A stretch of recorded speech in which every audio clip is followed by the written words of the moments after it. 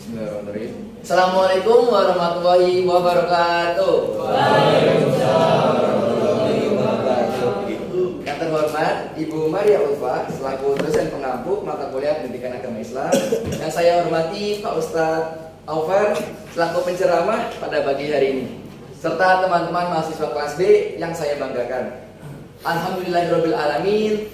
Puji syukur marilah kita panjatkan kehadirat Allah Subhanahu wa taala karena atas rahmat dan karunia-Nya kita semua dapat berkumpul pada pagi hari ini yang cerah dalam keadaan sehat dan penuh semangat untuk mengikuti kegiatan ceramah agama kali ini dengan tema Pemuda Islam menghadapi tantangan modern. Salawat serta salam semoga tetap tercurah kepada junjungan Nabi besar Nabi Muhammad SAW yang telah membawa kita dari zaman kegelapan menuju zaman yang penuh cahaya keimanan. Sebelumnya izinkan saya memperkenalkan diri. Perkenalkan, nama saya Muhammad Irsyad Ikmaluddin, biasa dipanggil Irsyad, selaku pembawa acara dalam kegiatan pagi hari ini.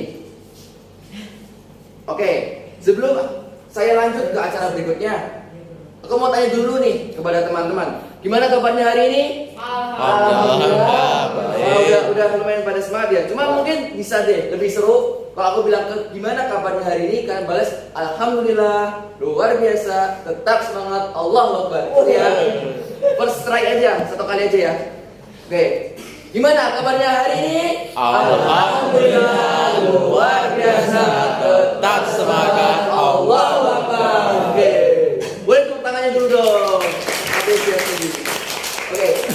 Masya Allah, luar biasa. Semangatnya udah kerasa banget sampai depan nih. Semoga semangat ini tetap terjaga sampai acara selesai. Sebelum masuk ke acara ini, izinkan saya menyampaikan susunan acara pada pagi hari ini, yaitu 1 pembuka, 2 pembacaan ayat suci Al-Quran dan hadis oleh Mas Azaldin, kemudian ceramah, kemudian ada sesi tanya jawab, dan terakhir ada kesimpulan dan penutup. Itulah susunan acara yang akan kita ikuti bersama kali ini. Semoga seluruh rangkaian kegiatan pagi ini berjalan dengan lancar dan penuh keberkahan. Amin. Oke, baiklah. Untuk menambah keberkahan acara kita pada pagi hari ini, marilah kita dengarkan bersama pembacaan ayat suci Al-Quran dan hadis yang akan dibawakan oleh Saudara Azaldin. Kepada beliau, waktu dan tempat saya persilahkan.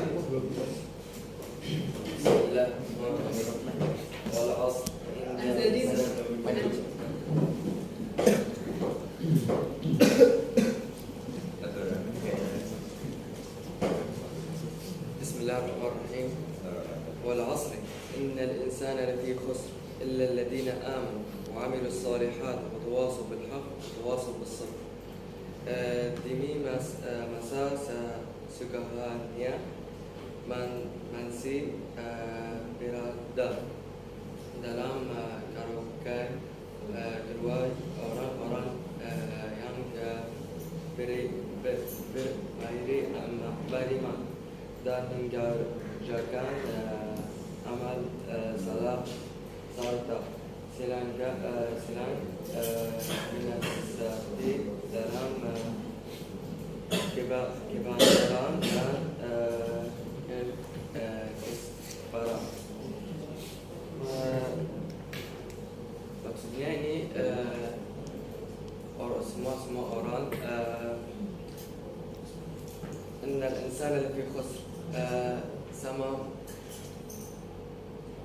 orang-orang akhirat الذين آمنوا وعملوا الصالحات وتواصوا بالحق وتواصوا بالصبر. Ini sama orang baik dari Allah. Untuk sama aku sabar di kuliah untuk tugas akhir untuk najah untuk bulan my home. Sama orang ini Allah dari Allah.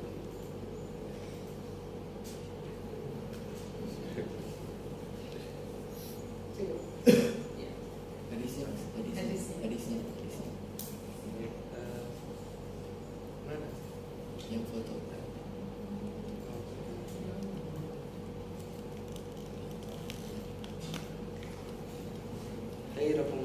ta'allamul Qur'ana wa 'allamhu. Aku bisa bahasa Arab, aku bisa Quran. Aku belajar semuanya Quran. Aku orang baik dari Allah. Tapi sama kamu.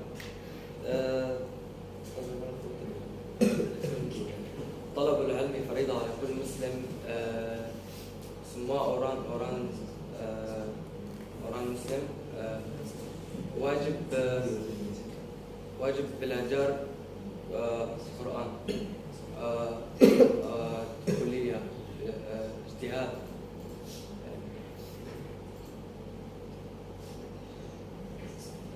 Khairukum man ta'allama al-Quran wa 'allamahu. Sebaik-baik kalian adalah orang yang belajar Quran dan mengajarkan.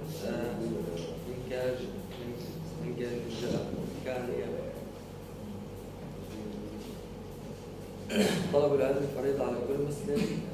Itu mengajarkan ilmu itu adalah wajib bagi setiap muslim.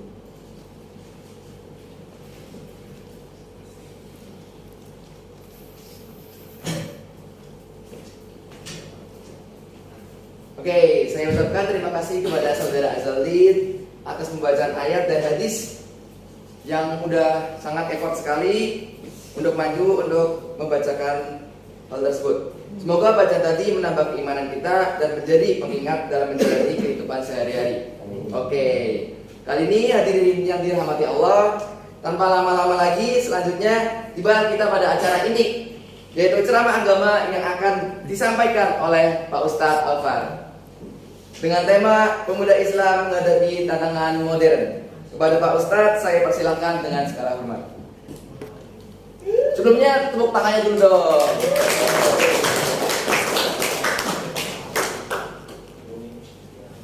Assalamualaikum warahmatullahi wabarakatuh. Waalaikumsalam warahmatullahi wabarakatuh. Innal hamdalillah nahmaduhu wa nasta'inuhu wa nastaghfiruh wa na'udzu billahi min shururi anfusina wa min sayyiati a'malina. May yahdihillahu fala mudhillalah wa may yudhlilhu fala hadiyalah. Asyhadu an la ilaha illallah wa asyhadu anna Muhammadan abduhu wa rasuluhu la nabiyya rasulullah ba'd. Pertama-tama dan yang paling utama, marilah kita panjatkan puja dan puji syukur kita kehadirat Allah Subhanahu wa taala yang telah memberikan kita kesempatan dan nikmat sehat supaya kita dapat berkumpul di majelis pagi ini dalam keadaan yang free dan happy nih kayaknya nih. Asik. Asik banget. Yang kedua, marilah kita aturkan sholawat kepada baginda Nabi Muhammad Sallallahu Alaihi Wasallam yang kita tunggu syafaatnya di yaumul akhir nanti. Di sini berdirinya saya ingin menyampaikan sebuah ceramah singkat mengenai pemuda menghadapi tantangan modern. Di zaman sekarang teknologi sudah maju, seakan dunia itu terasa kecil. Dari kita komunikasi satu sama lain itu sangat praktis dan efisien. Mobilitas dari suatu tempat ke tempat yang lain itu sangat mudah. Dan kita bahkan beli barang apapun itu tinggal klik 1, klik 2, kita udah bisa beli barangnya.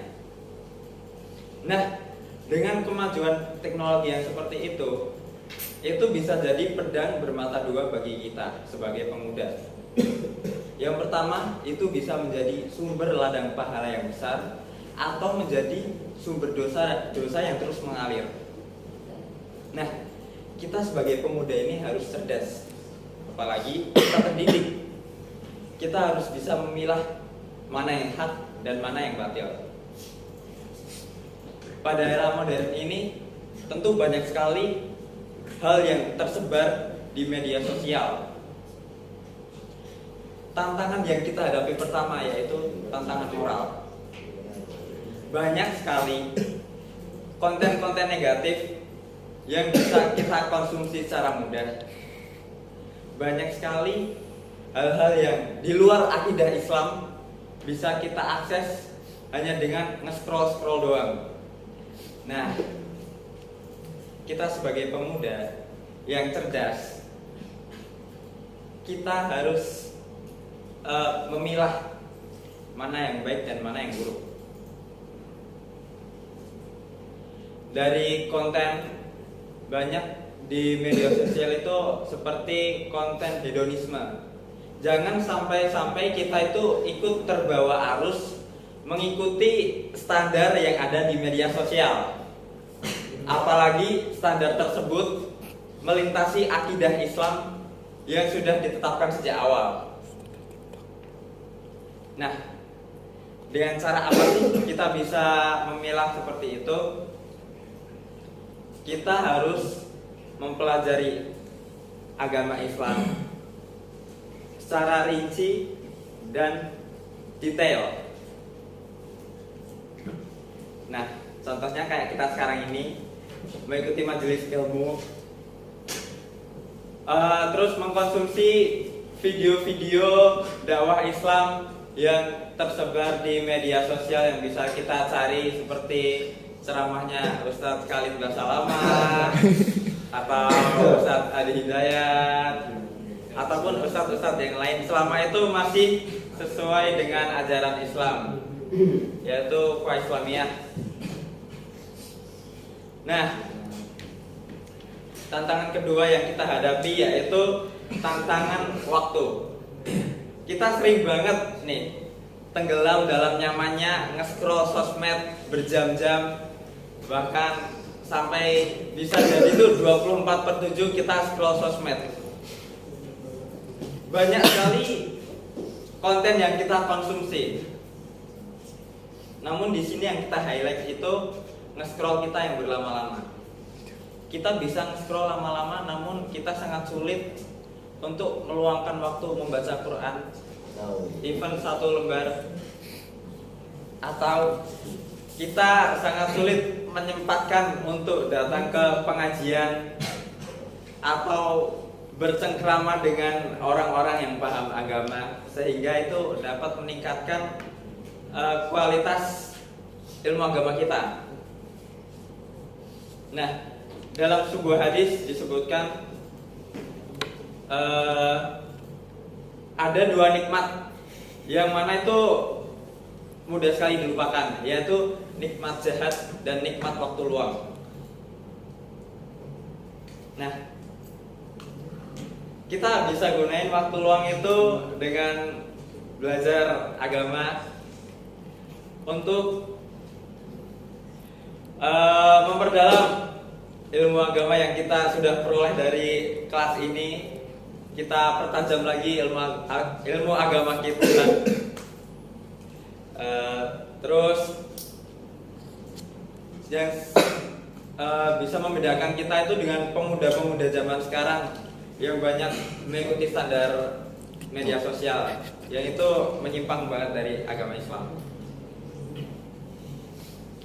Nah, lanjut, bagaimana sih cara kita sebagai pemuda Islam menghadapi tantangan modern?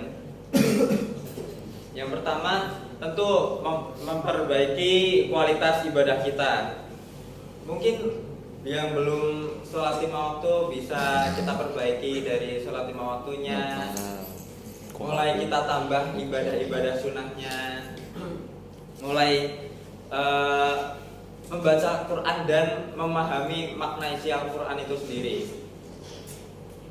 Terus yang kedua, mulai mencari lingkungan teman yang baik. Pada saat kuliah ini mungkin banyak sekali ya sebuah lingkaran pertemanan yang mungkin itu dapat menjauhkan kita dari akidah agama Islam. Oleh karena itu, kita perlu mencari lingkungan teman yang baik dan justru mengajak kita untuk selalu dekat kepada Allah dan selalu dekat dengan agama Islam. Yang mana agama Islam di zaman sekarang ini mulai terasa asing oleh kita sendiri bahkan. Justru orang-orang yang mulai asing dengan agama Islam tuh patut dipertanyakan bagaimana keislamannya. Terus yang ketiga, mulai menyempatkan untuk mempelajari agama Islam, mulai sering mengikuti kajian-kajian Islam yang ada di manapun itu, seperti mungkin masjid teknik atau masjid di luar, masjid Ruda. Nah, itu. Apalagi dapat nasi.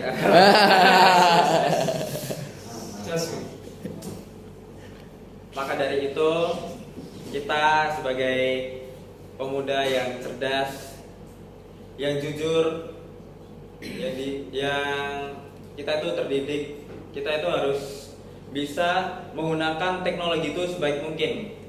Seperti yang udah aku katakan di awal, teknologi ini bisa menjadi pedang bermata dua bagi kita. Kalau kita gunanya baik, itu akan menjadi sumber pahala bagi kita yang terus mengalir. Bahkan ketika kita meninggal pun itu bisa menjadi amal jariah jikalau kita menyampaikan ilmu pada saat kita bermedia sosial.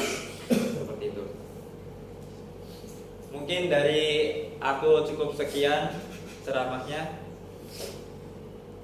Jikalau ada yang salah, maka itu datangnya dari saya karena manusia tempatnya salah dan dosa. Dan jika benar, itu maka datangnya dari Tuhan Yang Maha Kuasa. Sekian dari saya. Wassalamualaikum warahmatullahi wabarakatuh.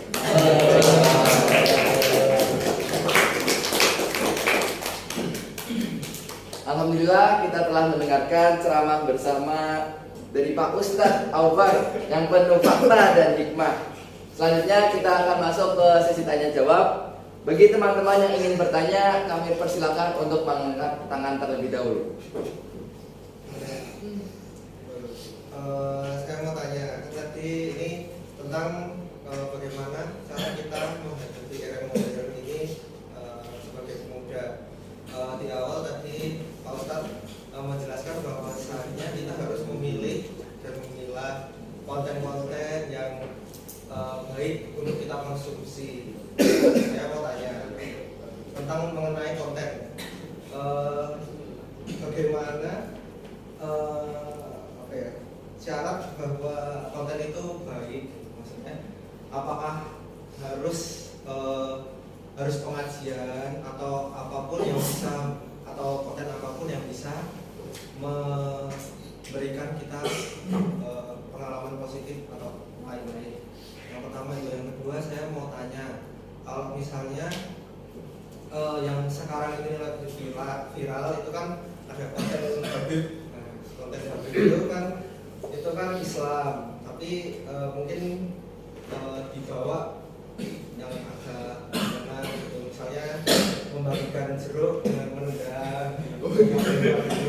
Itu maksudnya apakah konten yang baik? Kita sebagai anak muda haruskah kita mengambil sesuatu dari video itu, atau kita harus mengkritisi, atau kita acuh-acuh, atau kita mungkin dua pertanyaan. Mungkin Irsyad mau jawab.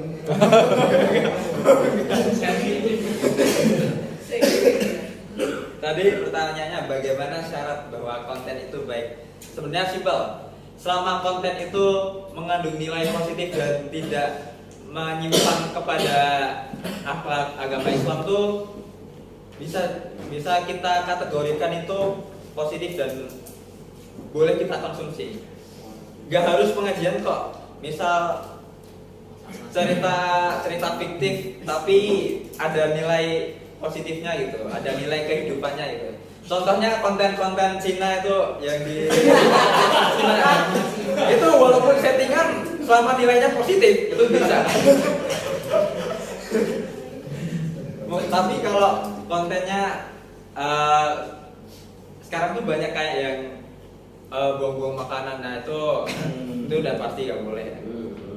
Jadi itu konten yang baik itu selama dia menyampaikan nilai kehidupan yang baik dan selama tidak menyimpang dalam ajaran agama Islam, itu boleh kita konsumsi. Yang kedua, konten Habib, apakah itu konten baik atau sebenarnya secara perspektif saya, ketika melihat kejadian seperti itu cukup memprihatinkan ya. Seakan kita itu mendewa-dewakan apa namanya?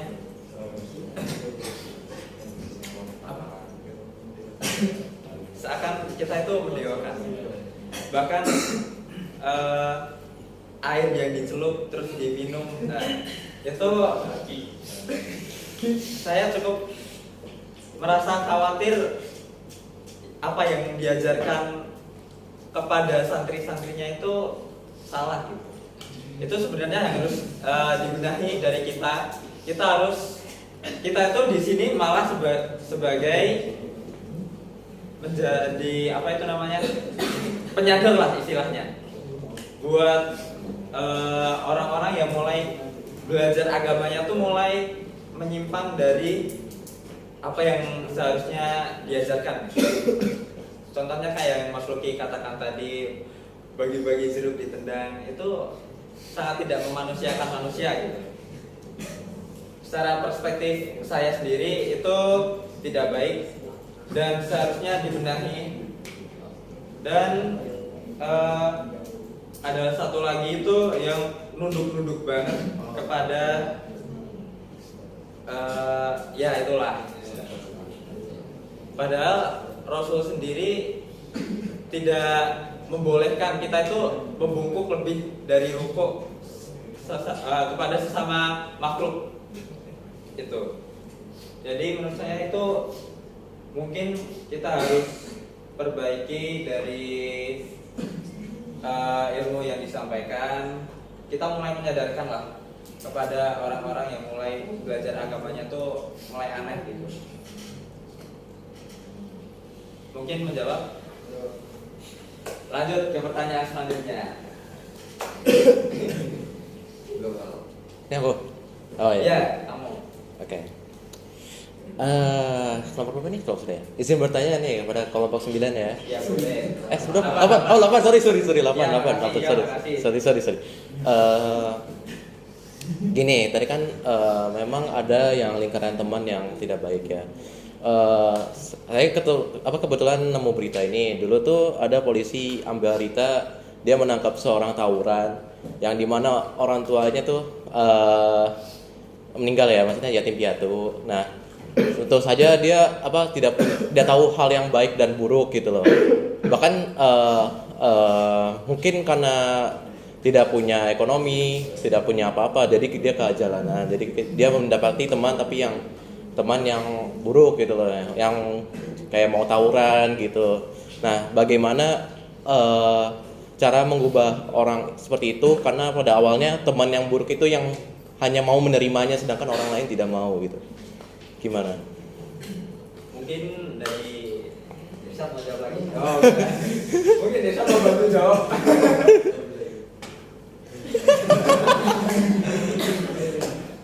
Gini, ketika kita melihat seseorang seperti itu, mungkin kita bisa ajak pelan-pelan.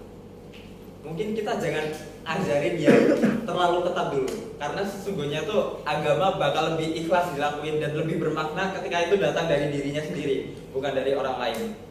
Nah, mungkin kita bisa ketika kita melihat orang yang mulai terombang-ambing, mulai bingung arahnya kemana, mulai bingung jati dirinya tuh gimana, dan mulai memasuki lingkaran yang buruk, dari kita itu mungkin mengajak pelan-pelan untuk berbuat hal baik, maupun itu kecil itu gak apa-apa, karena apapun yang besar itu juga bisa dimulai dari hal yang kecil. Nah, mungkin kita bisa ajak beribadah yang ringan-ringan dulu, kayak berbagi gitu dari kitanya.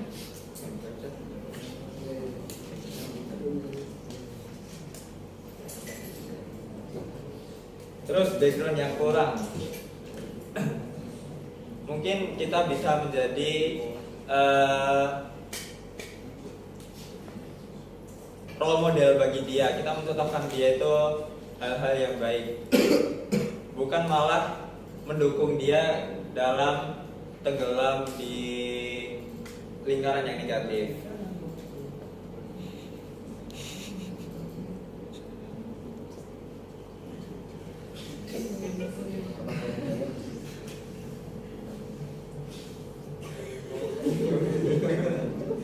kamu jawab apa kurang? Mungkin dari itu apa jawab atau pengen jawabannya lebih?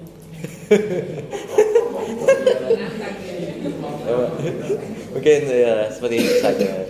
Oke, terima kasih. Yes, terima kasih.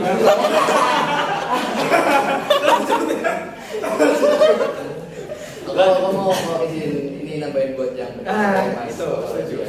Kalau masalah background itu sebenarnya lebih ke arah lingkungan ke rumah-rumah terdekat dulu.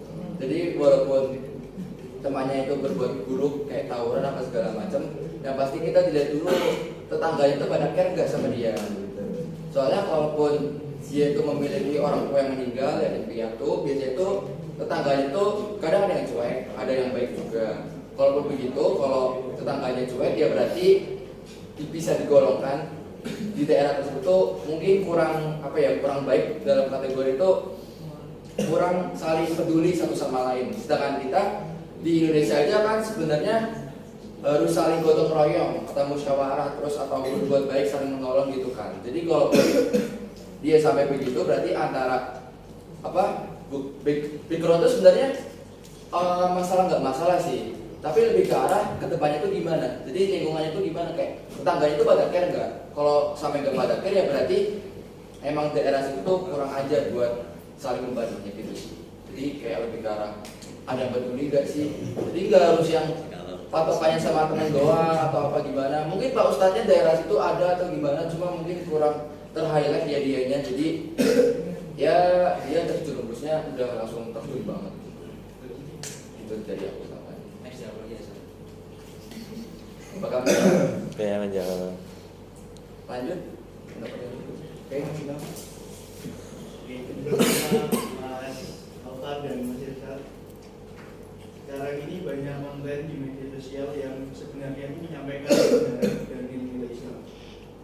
Misalnya seperti tugas di mata kuliah agama Islam, di mana mahasiswa yang terlambat harus membuat ceramah lalu mengunggahnya di media sosial di TikTok.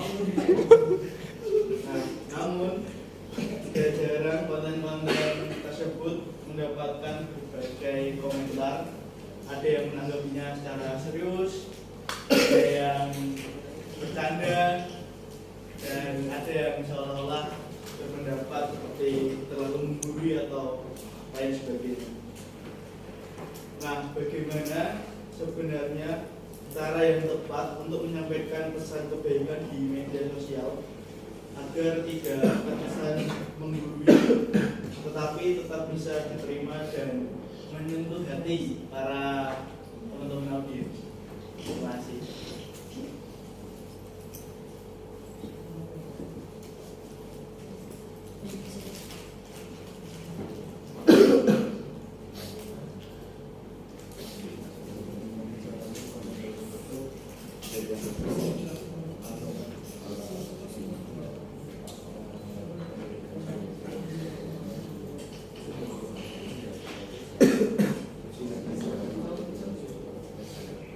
Sebenarnya salah satu resiko ketika bikin konten itu mendapat berbagai reaksi dari warga internet.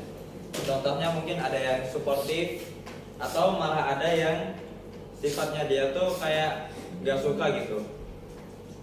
Ketika selama kita sudah menyampaikannya secara halus, itu sebenarnya udah gak ada yang salah dari cara kita berdakwah di media sosial. Namun ini lebih ke arah mereka yang menangkap konten kita ini kayak apa gitu. Bagaimana sih cara bikin konten agar seakan tidak menggurui dan lebih menyentuh hati. Mungkin dari konten itu kita bisa mengambil dari kisah-kisah nyata. Karena ketika kita memberi label kisah nyata, berarti itu sudah terbukti kebenarannya gitu.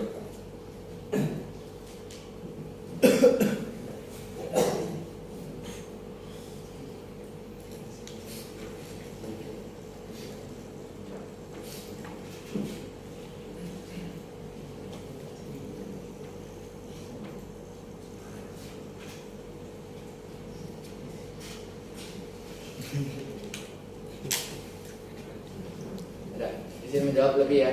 Jadi kalau soal pendapat dari orang lain itu menurut aku aja ya, kalau terutama di sosial media itu pertama kita pastiin dulu tujuan utama kita memposting itu tuh apa. Apakah sebuah memberikan informasi yang baik, positif, atau menceramah, atau menggurui, atau segala macam. Baik lagi ke tujuan awal kita. Kalaupun kita tujuan awalnya itu berbuat baik, ya udah. Kalau orang lain bilangnya, sok pinter nih, sok apalah, kayak tumben banget lo bahas agama segala macam gitu kan. Itu sebenarnya kayak ya udah acuh tak acuh aja gak sih? Karena tujuan utama kamu tuh ya cuma berbuat, bukan cuma ya, tapi memberikan sebuah informasi yang positif gitu loh. Walaupun jarang-jarang upload tentang ceramah agama atau segala macam.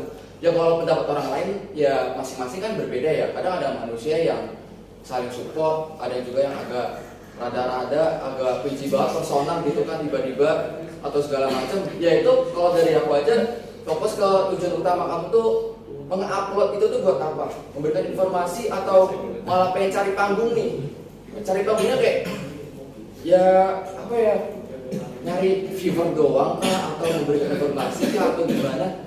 Ya menurut aku ya bodo amat sih sebenarnya acuh tak acuh sama orang-orang yang bilang jelek banget videonya atau apa segala macam. Yang penting kamu udah usaha, udah bertanggung jawab atas keterlambatannya kamu sendiri gitu loh. Jadi menurut aku gitu aja sih. Ini tuh balik lagi kayak yang aku bilang tadi, ketika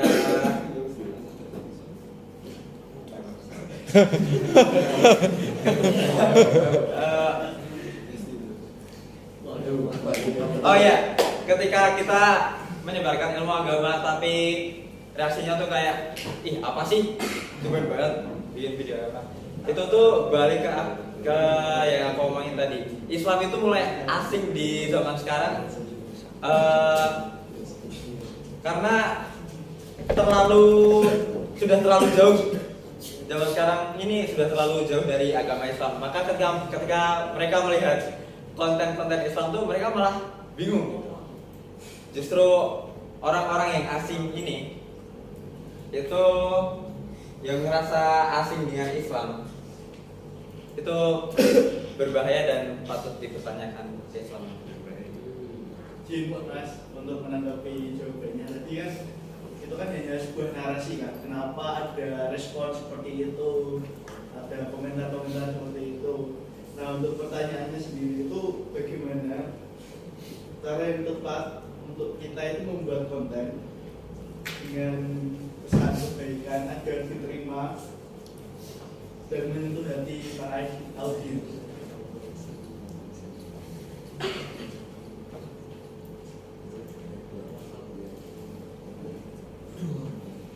Nah, kalau buat konten tadi kan aku tadi udah bilang kayak kita mulai kaitkan apa yang ingin kita sampaikan itu relate dengan cerita-cerita nyata. Jadi itu udah terbukti kebenarannya. Terus mulai kita sambung-sambungkan dengan dalil atau hadis yang berkaitan dengan isi video yang kita sampaikan seperti itu.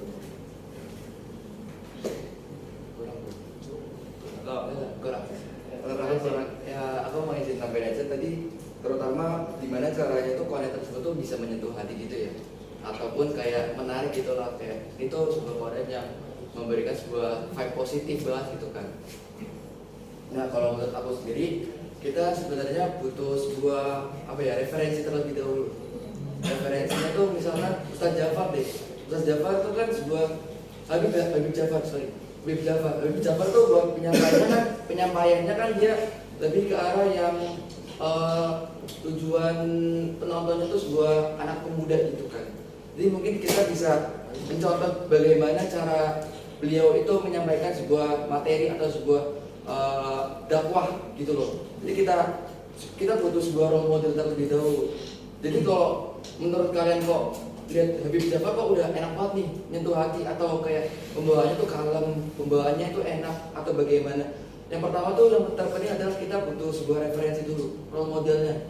Jadi setelah kamu nonton video tersebut dari orang tertentu gitu kan, apakah itu menurut kamu kok kayaknya pembawaannya tuh enak banget, atau di hati tuh nyaman, adem gitu loh. Terus juga serak sama penjelasannya. Yang pertama itu gimana caranya ya, kita butuh role model terlebih dahulu. Kemudian dari role model itu, apakah menurut orang lain juga mungkin bisa minta tolong ke temanmu ya, itu menurut kalian tuh gimana sih pembawaannya, apakah adem atau enggak menyentuh hati, atau mungkin yang agak terlalu kasar atau segalanya gitu ya. Jadi menurut aku yang pertama adalah kita mencari role modelnya terlebih dahulu.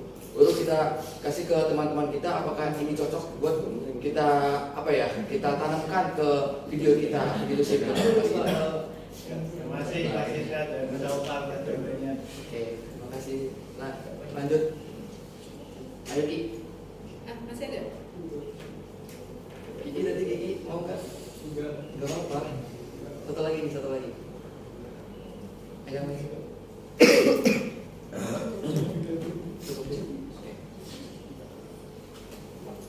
Oke. Terima kasih kepada teman-teman yang telah bertanya dan tentunya kepada Pak Ustadz Alvar atas penjelasan yang begitu mendalam dan semoga mencerahkan. Sebagai kesimpulan dari ceramah pada pagi hari ini, kita dapat mengambil pelajaran bahwa Islam adalah agama yang senantiasa relevan di setiap zaman. Kemajuan teknologi, budaya global, dan perubahan sosial bukanlah alasan untuk menjauh dari nilai-nilai Islam, melainkan menjadi tantangan bagi kita untuk menunjukkan bahwa Islam mampu beradaptasi secara internasional ataupun global dan tetap menjadi pedoman hidup di tengah dunia modern. Demikianlah seluruh rangkaian acara ceramah agama pada kelompok 8 pagi hari ini. Saya mengucapkan terima kasih banyak atas partisipannya buat mahasiswa kelas B dan juga Bu Maria Ulfa selaku dosen pengampu dan juga Pak Ustadz Akbar tentunya, dan kepada saudara Azaldin telah membacakan ayat suci Al-Quran dan hadis. Semoga kegiatan ini memberikan manfaat, menambah wawasan dan memperkuat keimanan kita semua. Akhir kata, mari kita tutup acara ini dengan doa kafaratul majlis. Ini bersama-sama ya. Subhanallahumma wa bihamdika asyhadu an la ilaha illa anta astaghfiruka wa atubu ilaik. Saya Isyar dari kelompok 8 selaku pembawa acara. Mohon maaf apabila terdapat kesalahan dalam tutur kata maupun perbuatan. Kurang lebihnya mohon maaf. Wassalamualaikum warahmatullahi wabarakatuh.